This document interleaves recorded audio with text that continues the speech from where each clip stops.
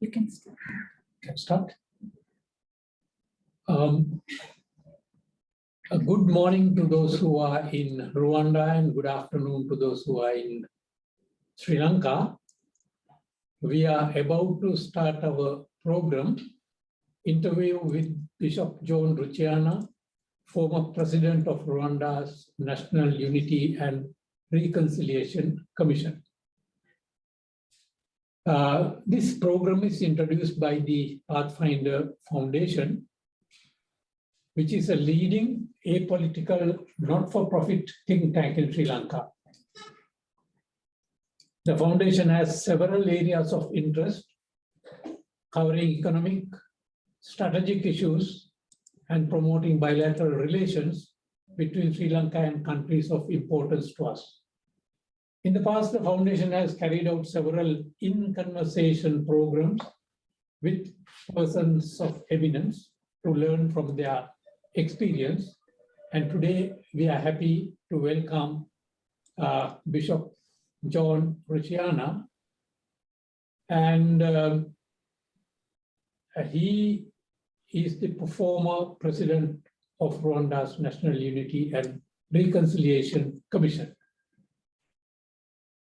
If I may introduce the bishop, he was born in 1945, lived in Rwanda till 1959, and went into exile at the age of 14 due to the civil war. He became a lay evangelist at the age of 21 and earned a Master of Arts in Religion from the Trinity Episcopal School for Ministry in Ambridge, Pennsylvania. He is one of the Rwanda's most prominent leaders, an evangelist, spiritual and social entrepreneur who has contributed to the infrastructural development in Shira Diocese by founding renowned schools, hospitals, and health centers. Bishop Rucyahan was appointed president of the National Unity and Reconciliation Commission in 2010. His tireless work in finding peace, forgiveness, reconciliation, and other initiatives on reconciliation in denominational churches and community development is well recognized. In 2011, the bishop and Harriet Rucyahan started a new ministry called Transformational Ministries Incorporated to continue their efforts to reach the poor in the community and children in schools to eliminate poverty through education, integration, and productivity. He is an author of several books and received awards in Climate of Excellence in Leadership and the William Wilberforce Award in 2009. Before we proceed, I think it is appropriate for me to introduce what happened in Rwanda almost 30 years ago. The Rwandan Civil War was fought between Rwandan armed forces representing the country's government and the rebel Rwandan Patriotic Front, RPF, from October 1990 to July 1994. The war resulted from the long-running dispute between the Hutu and Tutsi groups within the Rwandan population, which had replaced the Tutsi monarchy with a Hutu-led republic, forcing more than 300,000 Tutsis to seek refuge in neighboring countries. A group of refugees in Uganda founded the Rwandan Patriotic Force, which became battle-ready within 2 decades under the leadership of Fred Wigyama and Paul Kagame. On October 1, 1990, the RPF crossed over to northeastern Rwanda, but suffered a major setback when the RPF leader was killed. Paul Kagame took over the command of the RPF, withdrew the cadres, and began a guerrilla war that lasted until mid-1992. Meanwhile, Rwandan President Habyarimana decided to begin peace negotiations with the RPF and other opposition parties. Despite disruption and killings by a hard-line group named Hutu Power, which was opposed to any deal, negotiations were successfully concluded with signing the Arusha Accords in August 1993. The United Nations Assistance Mission for Rwanda was present in Rwanda around this time. However, the Hutu Power movement steadily gained influence and planned a final solution to exterminate the Tutsi. The plan was put into action following the assassination of the president in April 1994. During the next 3 months, between 500,000 to 1 million Tutsis and moderate Hutus were reportedly killed. And around 250 women and girls were raped. These developments prompted RPF to resume the civil war. In a strange twist of fate, the government forces lost capital Kigali on July 4, and war ended later that month when the RPF captured the last territory held by the Hutu-led government, forcing the government and those who engaged in the genocide to seek refuge in Zaire. The RPF assumed control of the country with Paul Kagame as the de facto leader. He served as vice president from 1994 to 2000 and as president from 2000 to date. The RPF began a program of rebuilding the infrastructure, the economy of the country, and bringing perpetrators of the genocide to trial and taking measures to promote reconciliation between the Hutus and Tutsi. For the benefit of the bishop, I might as well take this opportunity to provide a snapshot of the situation in Sri Lanka, which also suffered tremendously due to the ethnic tension. Sri Lanka has 3 main ethnic groups: Sinhalese, Tamils, and Muslims. Their ratio is approximately 75% to 15% and 9%. The majority Sinhalese are Buddhists, Tamils are Hindus, while a small percentage of the Sinhalese and Tamils belong to the Christian faith. Whereas I believe in Rwanda, approximately 94% of the population, they belong to the Christian faith of various denominations. Although there are some similarities, the situation in Sri Lanka is quite different from Rwanda, where languages are concerned. In Sri Lanka, the Sinhalese speak Sinhala language, Tamils the Tamil language, and Muslim either Tamil or Sinhala. From time to time, there have been unfortunate incidents involving these 3 ethnic groups, which were politically motivated. The worst confrontation occurred in 1983, when Tamils became regrettable victims and left the country by the thousands as refugees. The separatist war that started in 1990s went on till 2009, until the separatists were defeated with much death and destruction. Currently, attempts are being made to address the root causes of the conflict through several institutions established by the state, including drafting of a new constitution, which would hopefully address legitimate aspirations of the minorities. Now, this is the situation with regard to the Rwanda as well as in Sri Lanka. I thought I should explain that so that we have a proper background knowledge of the 2 countries. Bishop, during the 100 days of genocide, it is estimated that in excess of 1 million perished, and as many as 250,000 women were affected, leaving the country's population traumatized. The genocide sent shockwaves through the international community, which, however, failed to take action to prevent the killings.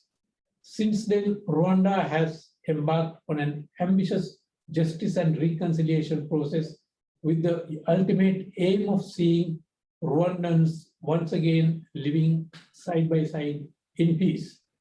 The majority of those who died were minority Tutsis, moderate Hutus, some from Twa groups also became victims. Perpetrators were those belonging to the majority Hutus. However, following the fall of the Hutu-led government in 1994, tables turned and Hutus became victims in the hands of their former targets of violence. I may have made some wrong assumptions here. I hope when we ask the question from you, you will be able to provide us with a better picture of what happened there. Now the question is actually, Bishop Rucyahan, what was the trigger point for the genocide? Was it the Hutu president's assassination in April 1994, who signed the Arusha Accords with the Rwandan Patriotic Front, or was the genocide planned in advance and president's assassination was a mere trigger point? So this is my question, and I hope you will be able to throw some light to this particular question. Thank you. Over to you, Bishop. Oh, thank you so much, and greetings to those of you in Sri Lanka, and I hope somebody from our embassy is present. Greetings, and greetings to those of us in Rwanda who are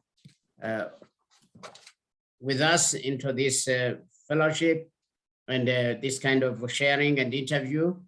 Thank you very much for that good question, which is asked by many people and said in many communications that we hear and used by many people in the world, that the genocide in Rwanda was, people say, or intended to say, or find a reason to justify that the genocide in Rwanda against the Tutsi was triggered by the assassination or shooting down of the plane which carried the president from Arusha, then it triggered the genocide. If the killings, if the genocide against the Tutsi in Kigali was triggered by the shooting down of the plane, then it wouldn't have justified, it shouldn't have had good reason to call it a genocide.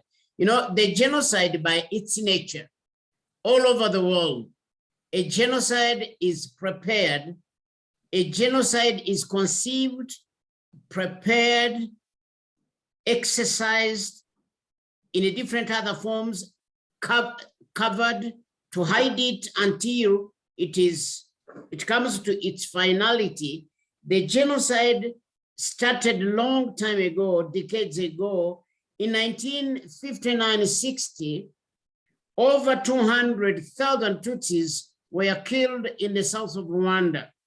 By the time that they were burning homes and killing people all over the country, and that same time, the Rwandan society became the first African country to have a huge exodus of refugees from Rwanda to Congo, to Uganda, to Tanzania, to Burundi, and all over, and they spread all over in the world in that time.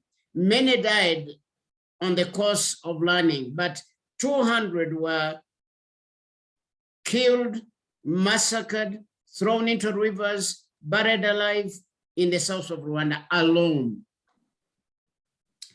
So that was the starting point of the genocide.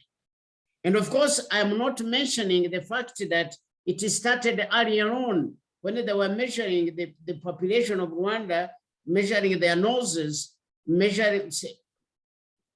identity cards to identify them. they were actually preparing the same.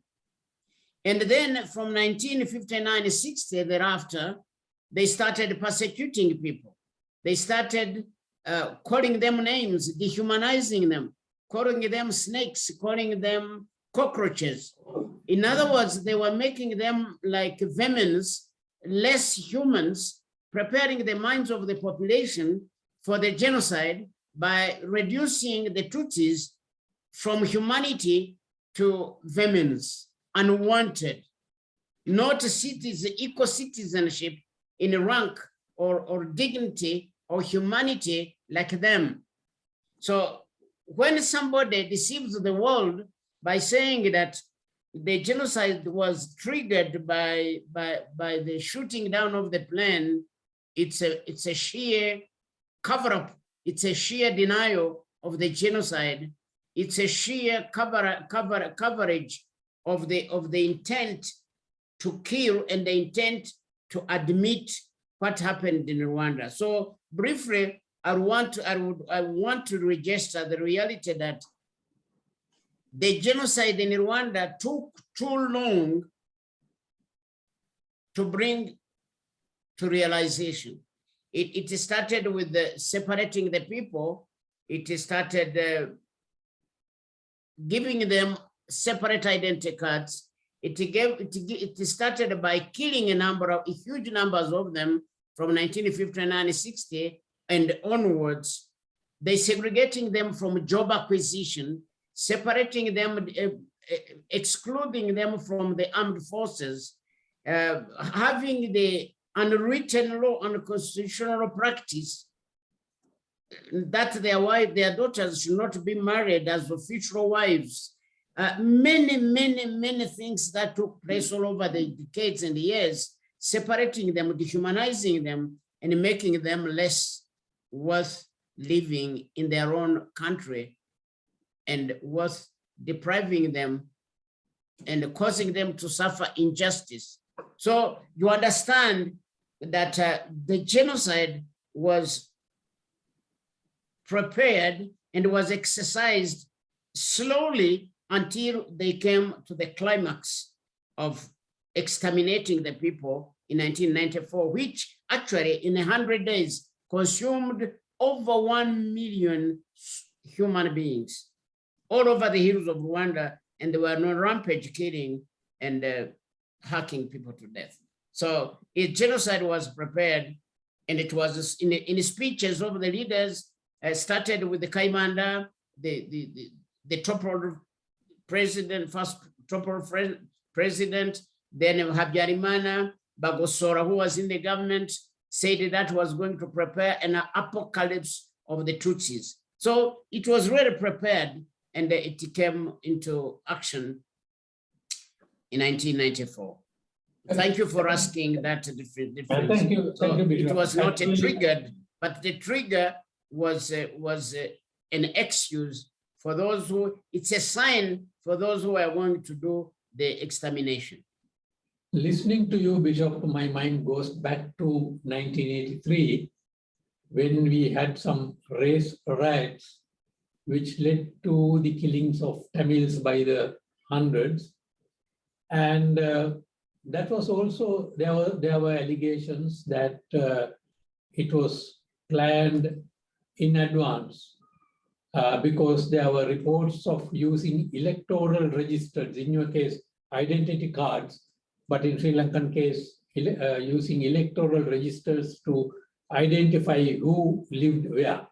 So as you said, this kind of incidents or developments, they have some advanced preparation. So now we know exactly what happened. Now, with regard to the genocide, the civil war reignited along with that. Rwandan. Pardon, say that again. No, with the genocide, the civil war reignited. Rwandan Patriotic Front was able to capture practically the entire country, and the perpetrators of the genocide had to flee Zaire to Zaire. And RPF consisted of minority Tutsi refugees, and the fighters entered Rwanda via the northern border from Uganda. Now, the question what I have in mind is how a group of minority Tutsi refugees succeeded in overrunning the entire country and forcing the government based in Kigali to flee. Could you kindly share with us how it happened and who was responsible for supporting, equipping, and training the RPF to the extent the front could militarily defeat government forces and take over practically the whole of the country? That is my question. Oh, thank you very much. I think with all humility, if you don't mind, I would want to correct what the world again continues to say, what they call the minority Tutsi refugees coming to fight a regime or a government. The forces who are fighting actually shouldn't be called the minority Tutsis. They should be called a small group of Rwandese, or maybe a small group of fighters comparatively to those numbers of the government, because those who were fighting were not only Tutsis, they were Rwandese in exile. Those who were in exile, those who had fled the country were not only Tutsis. Okay. The known, they say the Tutsis. But in any case, your question remains valid. How come that a small group of young men and women attacking from Uganda, from Uganda and Rwanda border, succeeded after some struggles, some setbacks, some engagement, managed to overthrow a government and take over a Kigali government, and then send all these government forces with their sophisticated and high equipment and run with them into Congo or into the Zaire, now the DRC. How did it happen? Indeed, what the world should know, what caused this reality. The reality is that these young men and very young men and women were having as a part of the courage and power is that they were fighting for the justice. They were inspired by the fact that they had no other option to redeem or to redeem the country from injustice, from the perpetration of impunity, the perpetration of killings, the perpetration of the genocide in a country, extermination of their own people, their brothers and sisters, and more than that, the destruction of the economy and the destruction of the destiny of a nation. So there was no other option because they had exhausted all possible options, discussions, debates on how Rwanda can be a nation again and have all Rwandese have equal opportunity and equal rights. And they had refused categorically, saying that Rwanda is like a glass full of water. If you poured into a few more drops of water, it will overflow. So they had exhausted every other opinion. So the remaining option was to take arms and stop the genocide. And then this practiced on daily basis, injustice practiced on daily basis, and impunity, which was the order of society, had to be stopped.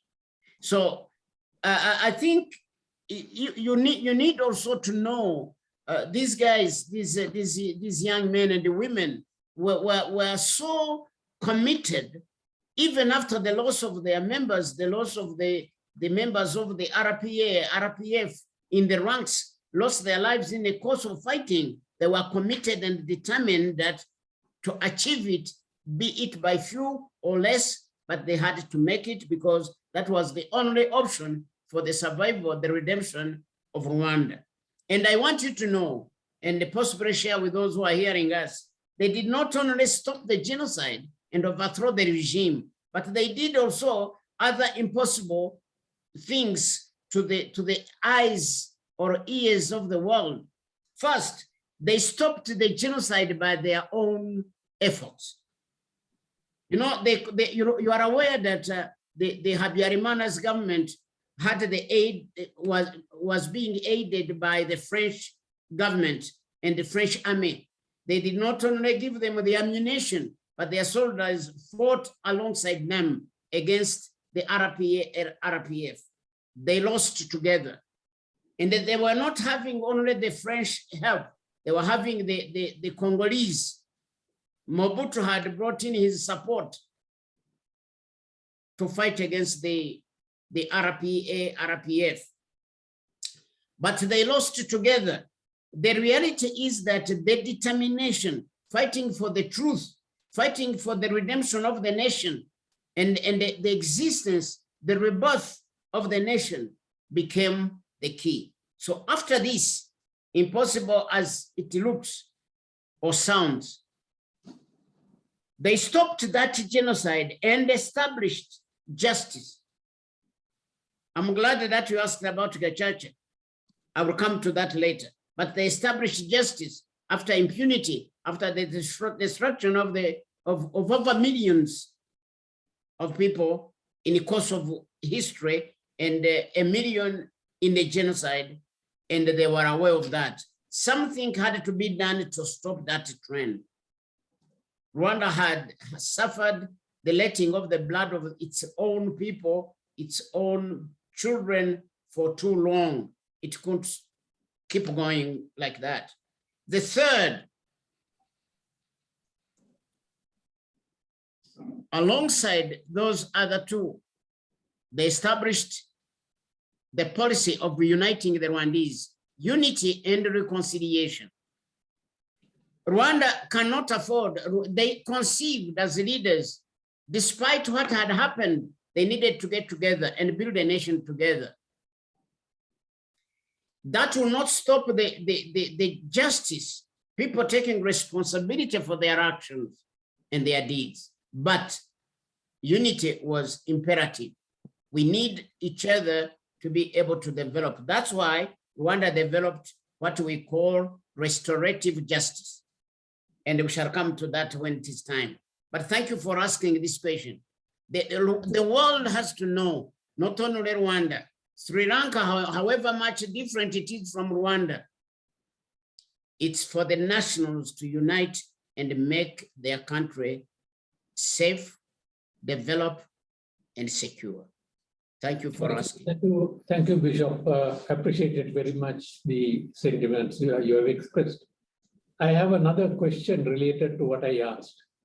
That is basically relating to the downing of the plane, which carried the presidents of Rwanda and Burundi. That took place while it was attempting to land at the Kigali airport, the capital of Rwanda. Now, could that attack using a surface-to-air missile have been carried out by those within the government or the armed forces who were opposed to signing the Arusha Accords, or was it done by the RPF? Thank you very much. That's another excuse people apply to deny the responsibility of the perpetrating government and their forces. You need to know that the airport in Kigali is in the middle of the city, and the city was in control of the French soldiers and the government soldiers. And therefore, there is no way it's out of question the RPF couldn't have had that access to shoot the plane, which has lowered down to the point of almost to the point of getting to landing, because that was a short range shooting. The missile was shot by somebody who was at a close range, and that close range was in control of the French soldiers and the government soldiers under Habyarimana's control. So another statement I had you mention was that whether it was the group which did not want the Arusha Accord to be signed, or the government soldiers. Both were government soldiers. Those who didn't like it, those who were opposed to Arusha Peace Accord, and the government soldiers are not different. They were the same. They were the same soldiers. Some of them were not happy because Habyarimana had signed the accord, the peace accord in Arusha, and they are the same soldiers who are in control of the airport. So I don't know how you can say the government soldiers and not identify them along with those in the government, in the government armed forces. Some did not agree with it, some did agree with it.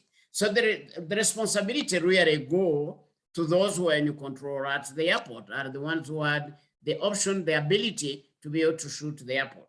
If it were to create any other suspicion, it would have been shot while it was still in the air, a little far off from the airport grounds, but it was shot at a short range, and it actually collapsed in the president's backyard, in his home, in Kanombe, where the airport is. Thank you for that clarification, because there was some doubt as to who was responsible, and knowing that it happened in the middle of the city, capital held by the government, protected by the government, you don't have to think too much as to what could have happened, and there would have been government forces or disgruntled soldiers who would have been unhappy with regard to the developments and the peace accords signed by the president in Arusha. Okay, let me move on to the next question. Sri Lanka has a population of 22 million, and we have 3 ethno-religious groups. The Sinhalese speak Sinhala, 75% of them. Tamil speak Tamil language, there is about 15%, and 9% of Muslims speak either or both languages. Unlike in Sri Lanka, the difference in Rwanda, which has a population of approximately, I think, 13.5 million, is that the entire population of the country, that is majority Hutus, about 85%, minority Tutsis, about 14%, and the Twa, speak the same language, share the same culture, clan names, customs, etc. It is said that Tutsi had pastoral tradition while the Hutus were agriculturalists. The colonial rulers allowed minority Tutsis to establish ruling power until the Hutu revolution abolished the Tutsi monarchy in 1961. This is what I have read. A hostility between the two groups reportedly led to periodic tension and mass killings of Tutsis by the Hutus. Rwandan government's decision to issue identity cards, as you referred to earlier, Bishop, indicating the group each person belonged to, made them fit into a rigid ethnic group with life-threatening consequences. So if this assumption is correct, could the root cause or causes of the conflict between the Hutu and Tutsi communities rest somewhere else? Has anything been done to safeguard individuals from being identified as persons belonging to one or the other groups after the change of government in 1994? This is the question I have. Is another truly confusing issue. People need to know what happened to us and the actual reality that took place in Rwanda.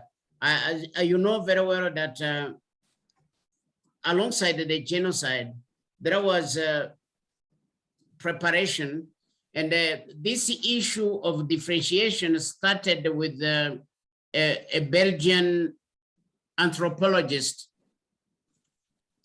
who brought about a theory that the Tutsis are Hamites and Nilotics and people from Israel, possibly the descendants of the white people who came through east to Israel Ethiopia down, continued to conquer the other tribes and penetrated through the south. Therefore, foreign from the Bantu tribes or Bantu people who are from Malawi, from Chad, and then eventually mixed up, and then the Tutsis took control over. Then he established a theory which was taught in school all over the years, decades of education. It went through teacher training college into the seminaries for priests who taught them in their churches. You know, it's even a shame that even some of the religious institutions became the propagators of the differences of the people who otherwise would not have even qualified to be known as tribes or ethnic groups. Usually, normally, you know very well through the study, the scientific reality, the study, that people who speak one language, have one culture, cannot be called tribes. And they cannot be called ethnic groups other than the other or different from the other. They belong together, they have the same language, same culture, same religion before Christianity and Islam came to Africa. So basically the reality is that over the years, they taught people, and to make the matter worse, the colonial masters and the religious institutions agreed to separate them in action by training some children of the then Tutsis and the chiefs, different from what the king used to do, to appoint people on merit. For them, they started promoting those they have identified as Tutsis and promoted them into jobs and ranks and the chieftainships, and then started using the others as laborers and so on. So that was a historic development over in Rwandan society, and those is actually culminated into a difference and hatred. And when the political parties came and the Belgian soldiers started banning and working with the group which was agitating for the genocide, of course it worked because they had prepared the community. They had educated them in schools. They had graduated that into actions and practice. So you understand that you can actually distort the reality. And that's why Rwanda today is trying to recover the nation, recover a social fabric by exhuming, by bringing up our practices, noble practices, uniting practices, justice practices into action, so that we can revive, we can rediscover who we were before we were messed up. Well, thank you so much for asking. Thank you. I think I have.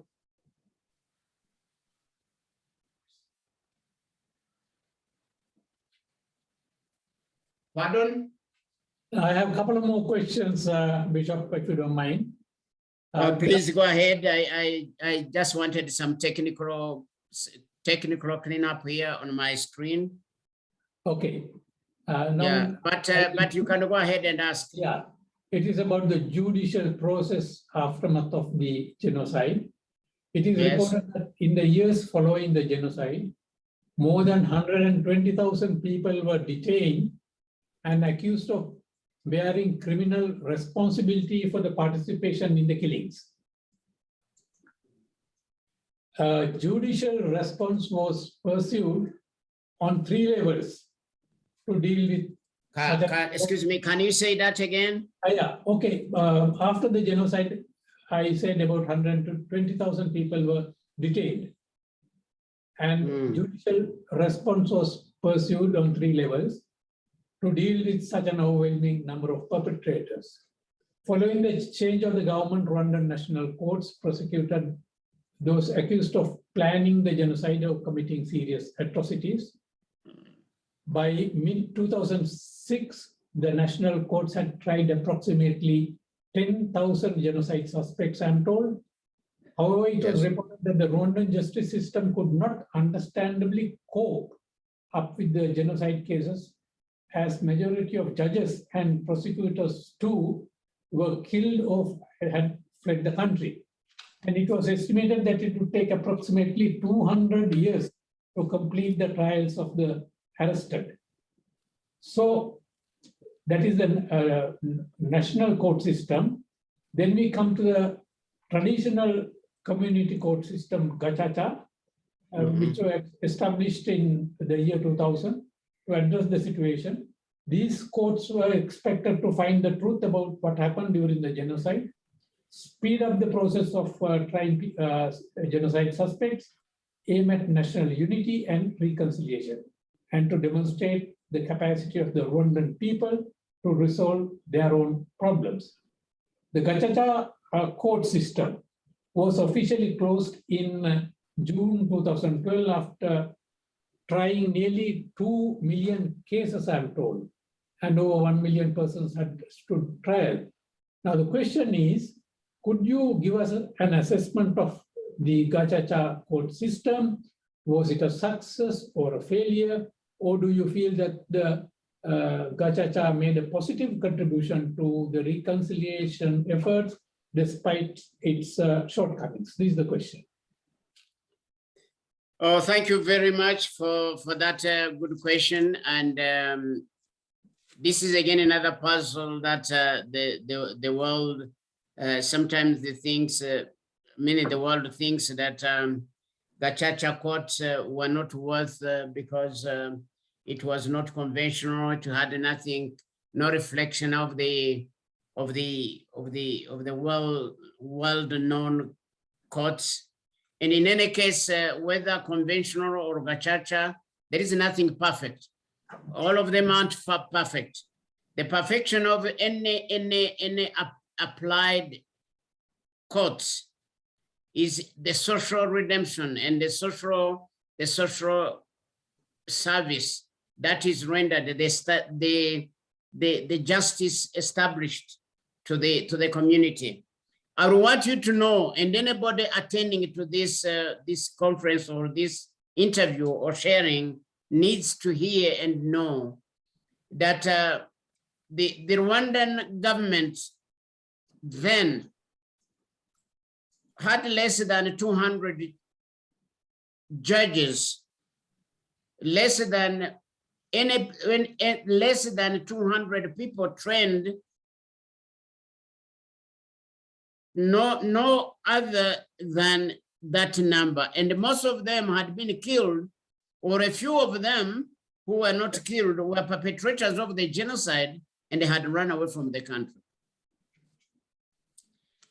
And I want you to know that the world, known as the world calling itself the first world, the police of the rest of the world, were putting pressure on RPF and RPA, the new government, young as the government was, into impossible situation with the collapsed economy, with the dead and the stink in the country after the loss of and the pain and the cry of the raped women and the orphans all over. In that chaos, then the world, that first world, the police world, the so-called human rights of activators were calling on Rwanda, that new leadership, to have files for the people, over 200,000 prisoners caught in action, to release them or judge them within the impossible situation that the Rwandan people were in, the Rwandan leaders were in. So the only option again was to apply our traditional approach to justice, which is Gacaca, which is more accurate and honorable than some of the courts, otherwise known as the recognized, the acceptable courts. Because the genocide was done in the plain daylight. People saw the perpetrators run after people, hacking them, chopping them to death, and chopping them into pieces. And they knew who did what during the daytime. So the people who were chosen to be the jurors in the Gacaca courts were people with integrity and wisdom among the people. According to our culture, according to our custom, they sat together and witnessed to what they saw and whom they saw doing what they were doing. Therefore, Gacaca courts are more legitimate, authentic than any conventional courts that would apply the law from the foreign extracts of the law from foreign lands. They were actually, in any case, they were appeasing their trauma. They were speaking the truth. And they were actually condemning the evil action done by some of the members of their society, their neighbors they saw kill other neighbors. So Gacaca courts were more legitimate because it was done by people of integrity, as far as the population is concerned, by the people known to have wisdom, by the people who elected them into the jury, as jurors into Gacaca courts. Of course, I won't say that it was perfect. It can't be perfect. No perfection in humanity. There were some mistakes, but one won't say that it failed. It worked. Judging so many cases, unlike the ICTR, which used billions of dollars, and yet all the years they handled less than 200 cases. So you understand that the Rwandan government, the Rwandan leadership, with the wisdom, with the inspiration, applied our customary approach to resolution of the problem and the settling of differences. So, and it worked very well. And it has not ended completely even when it stopped. It has left us with another practice we call abunzi, mediators, from the same cultural approach to be able to settle a number of cases which otherwise will go to conventional courts and cause to have a backlog of cases taking years and years. And these abunzi now are doing a tremendous job in our society.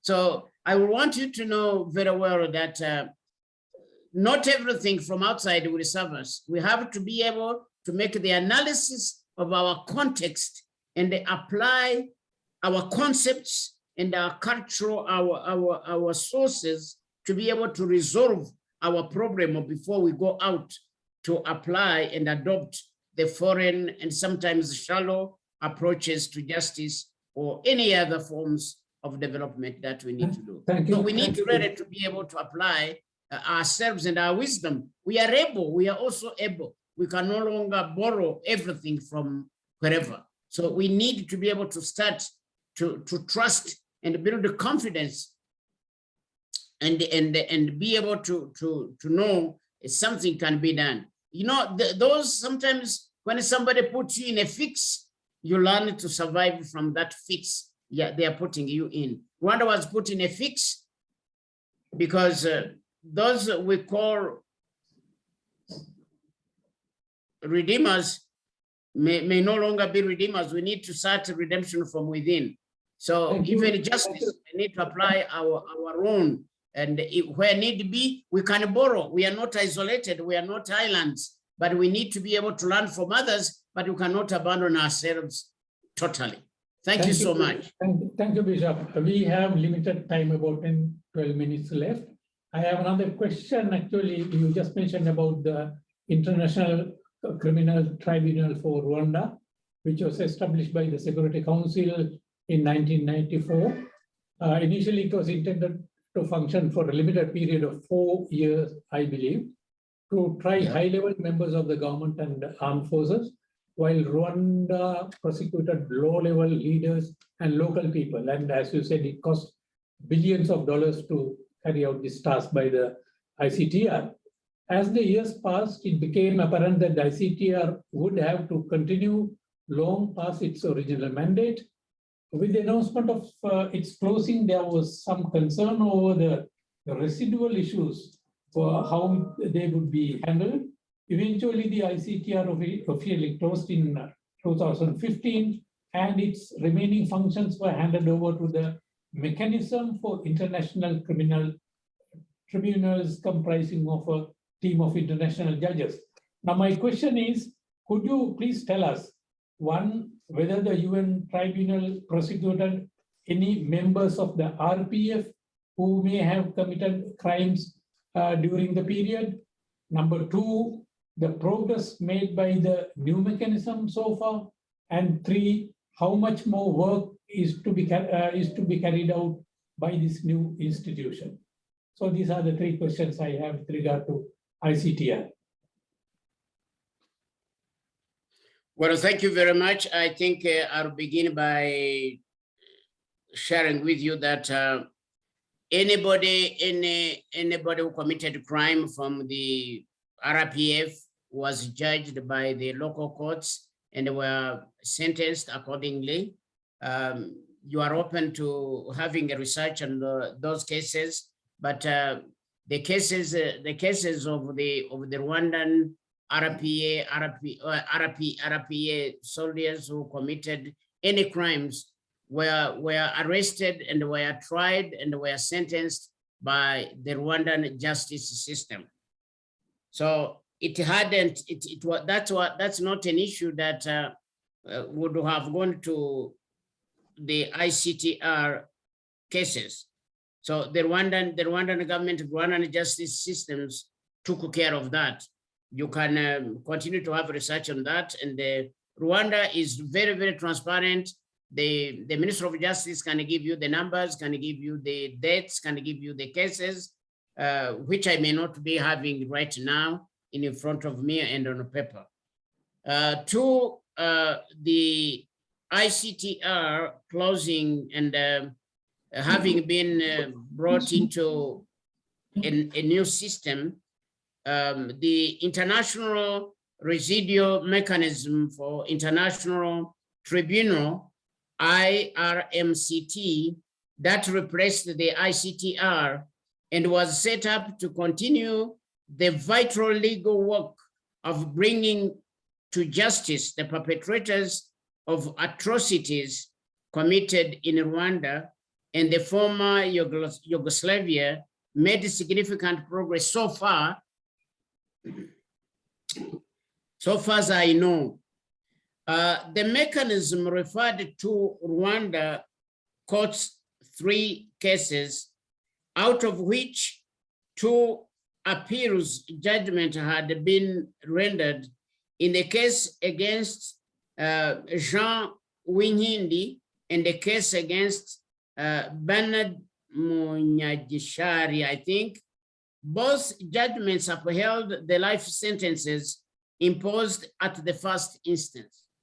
So it is working, it's in progress. And another case of the 3 fugitives referred to the new case was that of Kabuga Felicien, who was arrested in France in May 2020. The one still on another one still on the run, which calls Mpiranyi Prote. It was confirmed that the 3rd fugitive died in Congo, known as Bizimana Augustin. There are other fugitives that are still at large, but whose files have been transferred to Rwanda. So they are still researching on them. So the work continues.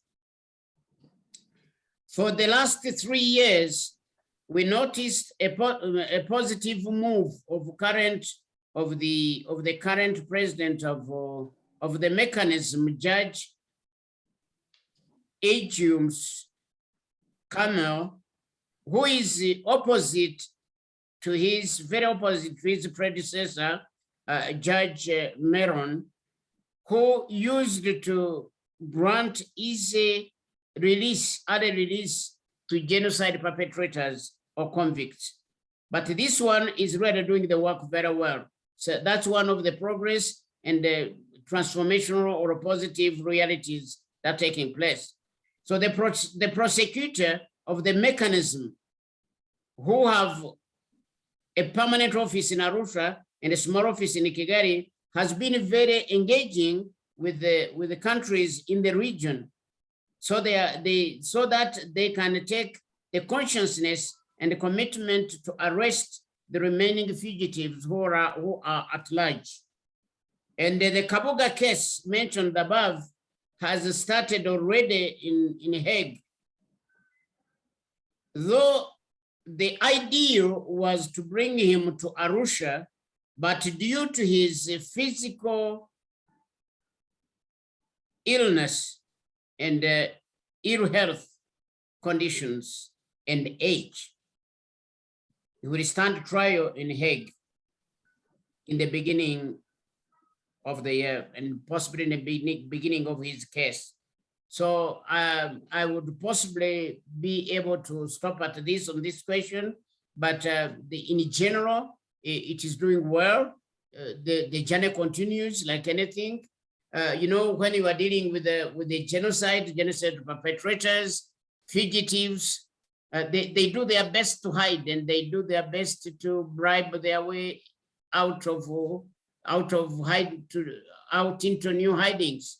So the journey continues, and the crime of the genocide cannot be aged. It will continue to be enforced, and they will be still searched. So thank you for asking this question. Thank you, Bishop. Thank you very much indeed. I have one last question that relates to the commission you have been heading since 2010. Among the steps you have taken were to conduct mass healing sessions to help the population cope up with psychological scars left behind by the genocide. What other measures the commission has taken to address residual issues going back to 1994, and how successful they have been? This is my last question, and we have very limited time, so if we can answer very briefly, we can move on to the questions and the listeners would have to ask from you, Bishop. Well, thank you very much. I think you rightly mentioned that, about the sessions that we have had.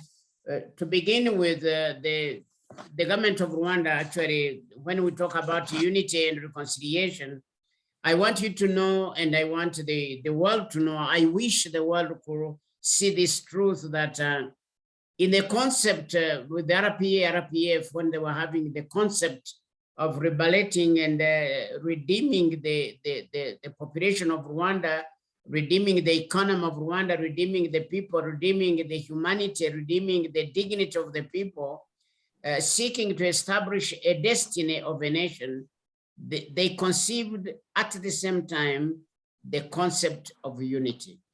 Unity is the backbone of a nation, of our nation. And we cannot recover from this mess without being together. So one of the things that the government did and helped us to do is to write a constitution which will protect, give value, emphasize, inspire the population, the population of Rwanda to understand who they are and their importance and their role to their well-being, to the restoration of their dignity and the destiny.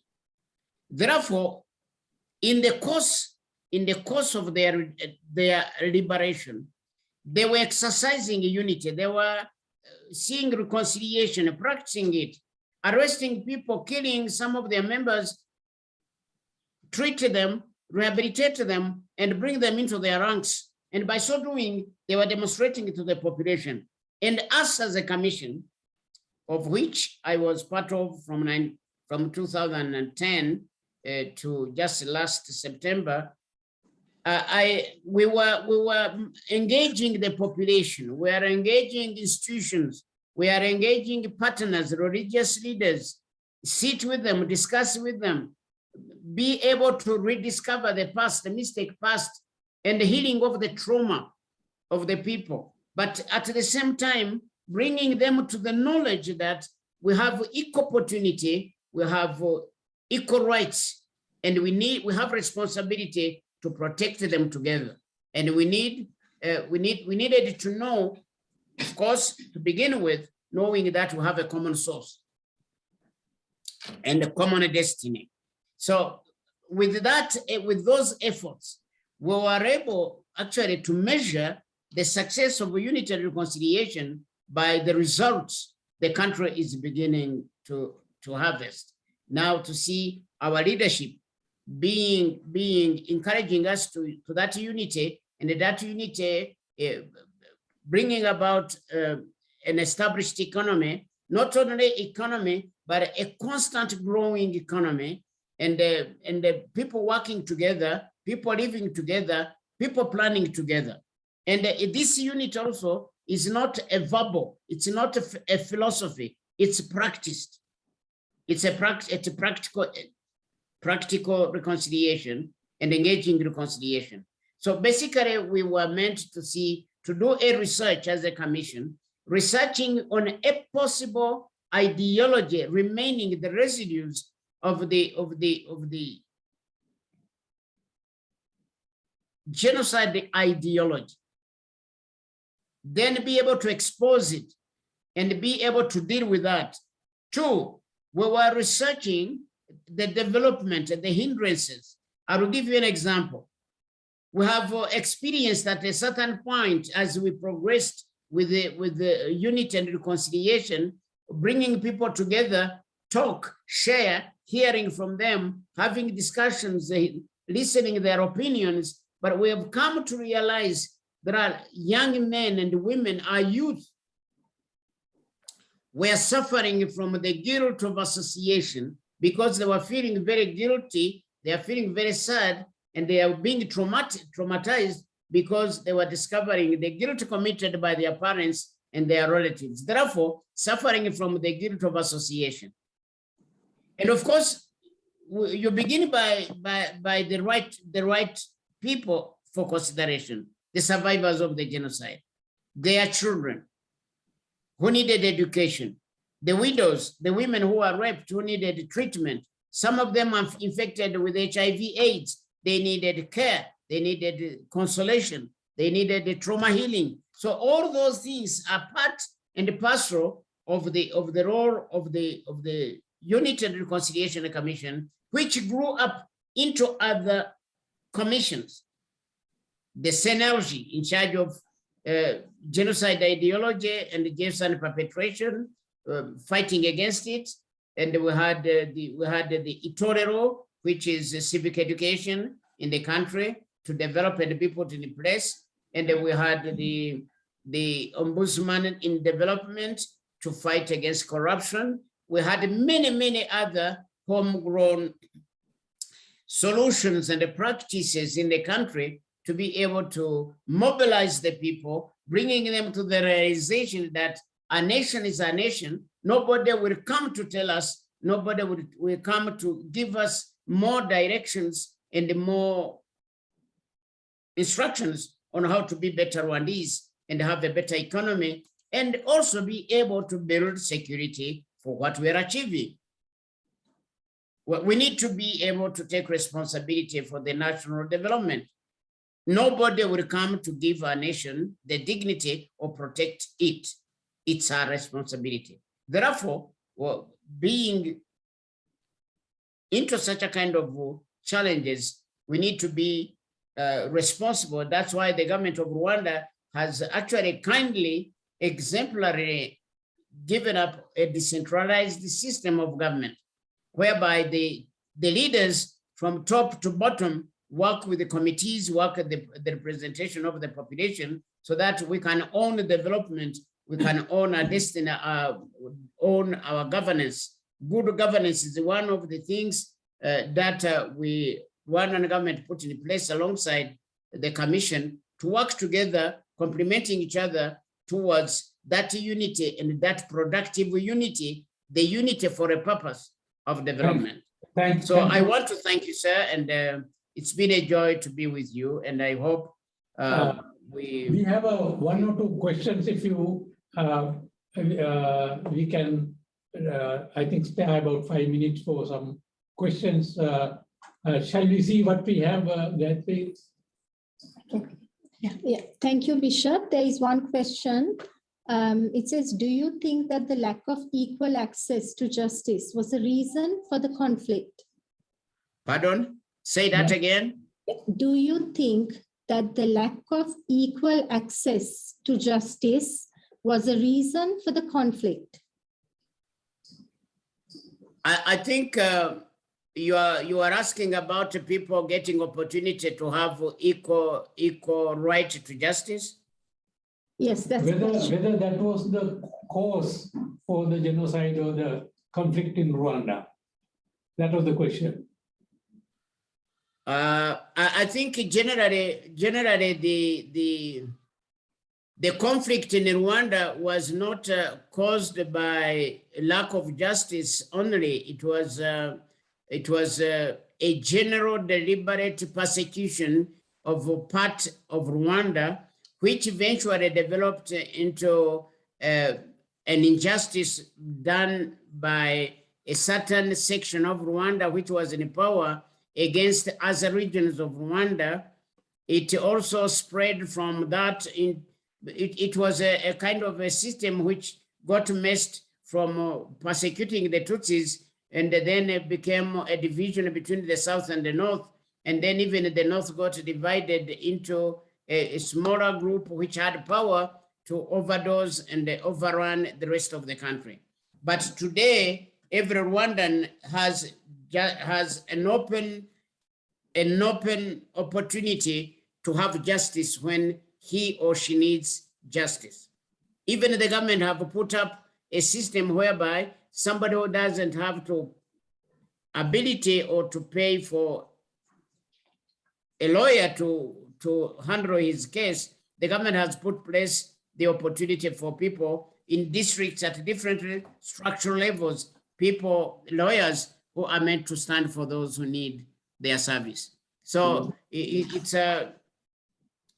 was gross. It was a gross persecution, but a gross corrupt system which caused the problem in Rwanda for decades and for many years, which is very different now when the people are responsible for their destiny and for their governance. Thank you, Bishop. I don't think we have any more questions from the audience. I would like to take this opportunity to thank you most profusely for being with us this morning for you and explaining as to what happened 30 years ago in 40 years ago in Rwanda, a difficult time for people, all people in that country. And you have, I think, done justice by being open and expressing your views with regard to what happened. And most importantly, what is being currently done to address the situation and finding ways for reconciliation. So I would like to thank you once again, most profusely, for being with us. And we hope all the best for your country and for your people. And we will like to be in touch with you in the future. I do not know what you plan to do in the future, but we look forward to be in touch with you, Bishop. Well, thank you so much. I'm actually very, very grateful for your gracious questions and time we've had together. I want to also be able to thank our embassy and Her Excellency the Ambassador for arranging this. And if you don't mind, I would also love to request you to consider the opportunity to use our different experiences in different contexts. I appreciate the reality and the truth that Sri Lanka is very different from Rwanda in a case of setting, social setting. But all the same, the differences that any society may be having cannot be used for deterrent causes or destruction of the opportunities that you have, though different languages, different cultures, but you have a common one, single common destiny as a nation. You have an economy to build together and enjoy together. You have the dignity of a nation that we need to build together and secure. You have many very beautiful things and very beneficial things that you share in common that you need to be able to build together. But we can learn from the good practices. And I was in Israel. They were telling me that I'm using a Christian language, but I told them that they should use the Jewish language and the Islamic language and Palestinians, but get to a better practice for their unity in their development. So it's not an issue of language or differences, but we need really to conceive the responsibility for the generations after us, because we owe them a good background and a good foundation for them to take over. Thank you, and I pray that you continue to thrive in unity and peace. Once again, thank you very much, and we will also express our appreciation to the High Commission in New Delhi for making it possible for us to be in touch and in contact with you. They were very helpful, as well as your own office in Rwanda. So we thank everybody who made this possible for us to be together and share our experiences. Once again, thank you and have a nice day.